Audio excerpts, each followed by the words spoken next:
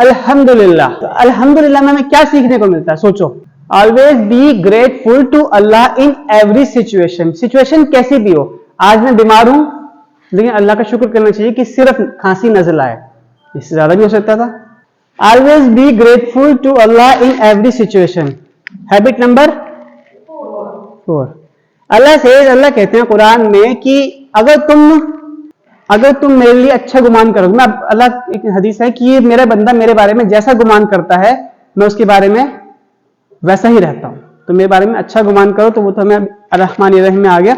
और if you are grateful I will surely increase you in favour, but if you deny indeed my punishment is. अगर तुम मेरा शुक्र करोगे तो मेरे फायदे तुम्हें और पहुंचेंगे, और तुम मेरा इनकार करोगे तो उसकी सजा तुम्हें मिलेगी। We should grateful to Allah in all circumstances. दूसरी चीज यह है कि अगर हम किसी को थैंकफुल होते हैं ना, तो फिर वो हमें और फायदे पहुंचाता है। ये इंसान का नेचर भी है, और ये नेचर इंसान में अल्लाह ने डाला है। तो ये अल्लाह की भी सिफात है कि जितना हम अल्लाह का थैंकफुल करेंगे अल्लाह हम पे उतने ज्यादा बेनिफिशिएंट और होगा हम पे। ठीक है, तो इसका हैबिट बना लो, जब भी कुछ हो अल्हम्दुलिल्लाह। ठीक है, खाना खाया, खाना बड़ा टेस्टी लगा, अल्हम्दुलिल्लाह। पानी पिया, अल्हम्दुलिल्लाह। मैं खड़ा हूं अपने पैरों पे, अल्हम्दुलिल्लाह। ठीक है, हमारी लाइटिंग अच्छी आ रही है, अल्हम्दुलिल्लाह। सब कुछ अल्लाह करने वाला है, हमने कुछ नहीं करा है इसको। लिल्लाहि रब्बिल आलमीन। Habit number 5, seek knowledge and ponder upon the universe. Allah सुब्हानहू व तआला is the Lord of the universe. The universe is so big which our minds can not even come. हम सोच भी नहीं सकते कि ये दुनिया कितनी बड़ी है। क्या तुम सोच सकते हो?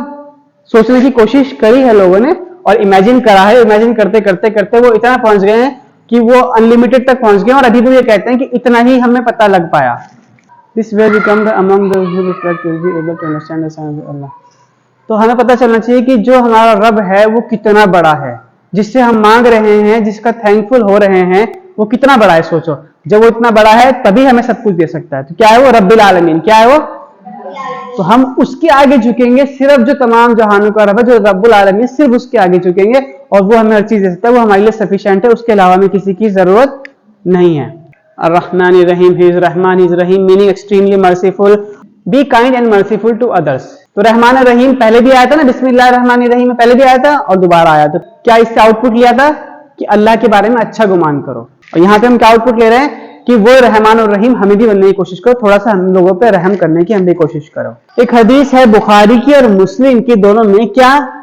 The one who does not show mercy to others. वो जो लोगों पर रहम नहीं करता, अल्लाह भी उस पर रहम नहीं करता। अल्लाह मर्सीफुल है, काइंड है, और वो चाहता है कि उसके बंदे भी ऐसे ही हों। तो हमें क्या करना चाहिए? लोगों पे क्या होना चाहिए? हमें मर्सीफुल होना चाहिए, लोगों पे रहम करने का हमारे अंदर जज्बा होना चाहिए। हैबिट नंबर 7, मालिक यौमिद्दीन। हैबिट नंबर मालिक यौमिद्दीन, मालिक है बदले के दिन का। यानी कि हम इस बात को हर वक्त अपने दिमाग में रखें कि एक बदले का दिन आने वाला है। हर वक्त अपने दिमाग में इस बात को याद रखें कि एक बदले का दिन आने वाला है, और हम जितने भी अच्छे काम करेंगे उसका बदला हमें जरूर मिलेगा। हम निराश ना हो, हम अच्छे काम कर रहे लेकिन हमें कोई फायदा नहीं हो रहा, तो इस बात से क्या हो, हम डिप्रेस ना हो।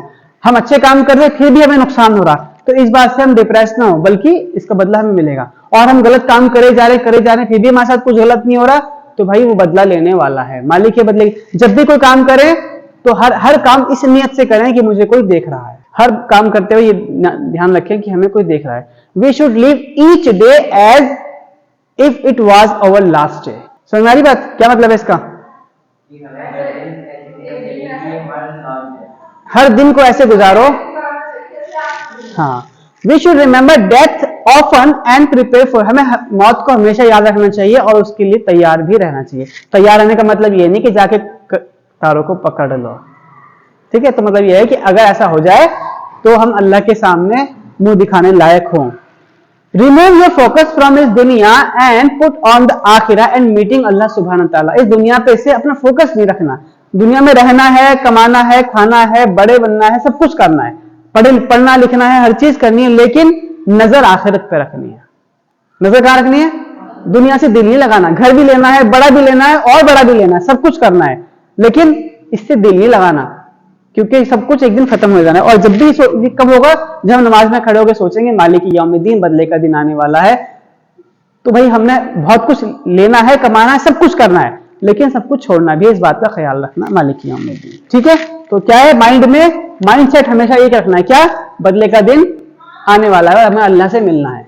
इय्याका नाबुदु, इसका मतलब कौन बताएगा? सिर्फ मीनिंग बताओ, सिर्फ इसका, सिर्फ मीनिंग। इय्याका नाबुदु, हम सिर्फ तेरी ही इबादत करते हैं। इससे हमें ये सबक मिलता है कि हमें सवाब कमाने के मौके चूकने नहीं चाहिए। जैसे कि हर काम करते हुए नियत ये रखो कि मैं अल्लाह के लिए कर रहा हूं। ठीक है, तुम सो रहे हो, सोते हुए तो किसी को सैलरी नहीं मिलती ना, जो भी काम करते हैं वर्कर उनको सैलरी, सोने की सैलरी नहीं मिलती, लेकिन हमें सोने की भी सैलरी मिल सकती है।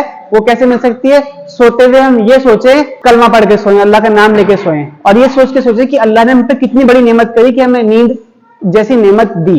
ये सोच, सिर्फ सोचने का सवाब है। हमें वजू करके सोएं और ये नियत करके सोएं कि सुबह को फजर की नमाज में इंशाअल्लाह जरूर उठेंगे। सिर्फ ये सोच के सोएंगे, सोने का भी सवाब है। एक हदीस है कि जो रात को इशा की नमाज पढ़ के सोया उसे आधी रात इबादत का सवाब मिलता है, और जो सुबह को उठ के फजर की नमाज भी पढ़ ले उसे पूरी रात इबादत का सवाब मिलता है। ठीक है, हर काम में इबादत करनी है।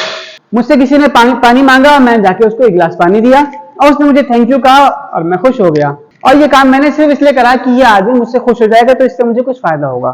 लेकिन अगर मेरी नीयत ये हो कि मैं अल्लाह के एक बंदे की सर्विस कर रहा और अल्लाह रहम करता है, मैं भी इसके किसी काम आ रहा, तो उससे जो मुझे बेनिफिट होना है वो तो होगा ही होगा, लेकिन मैं अल्लाह के लिए भी वो काम कर रहा हूं। ठीक है, तो मुझे क्या है, हर काम में अल्लाह की इबादत करनी है।